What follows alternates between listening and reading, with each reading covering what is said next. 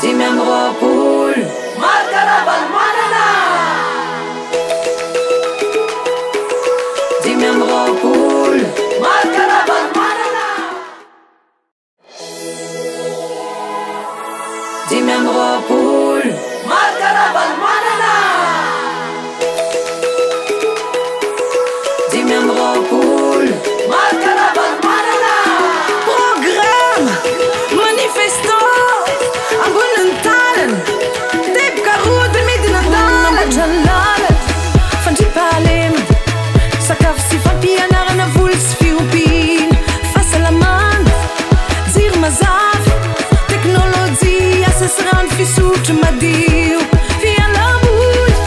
fizahantany avalomanana marika ianany navitan'izany kanony safidy mahaiza mitadidy fisika efa leoninana kobaka ambava sy mangidy andao ialaka ifidy fizaho tsy miala amy dada ianao tsy miala amy dada ny malagasy no mandidy 7 novambra marikaravany manana voalohany indrindra sakan'andriamanitra mahatonga eto Tomasy miatoko abako eto anao propagande ary propagande ataoko dia hoe io dada amin'ny 7 novambra ho avy zao fa misy stratégie ampianakitsika io olazaiko ameo amin'ny fotoana fohy fotony izy hoe voalohany indrindra misy aty manifesto ty avereny hoe manifesto avereny amande atao hoe manifesto satria nareo atiakakimporo dia listena zavatra anankiray dia ty zany a listeny fahamezatoky ato amin'ny dady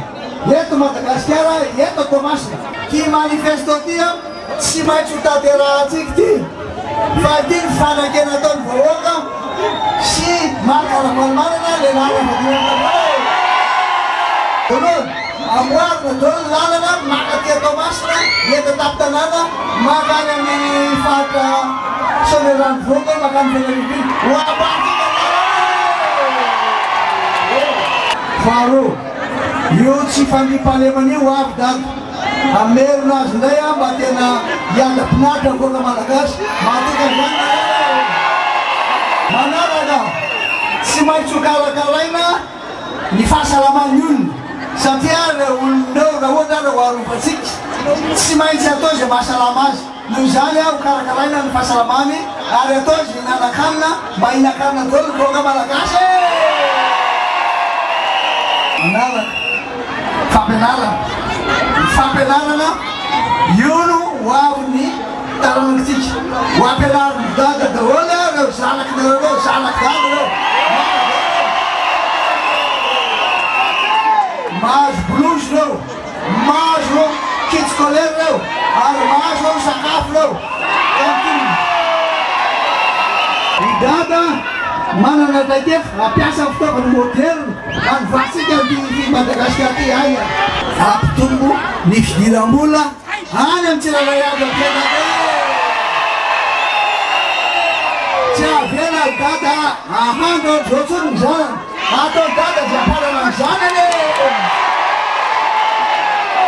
aza matahotra nareo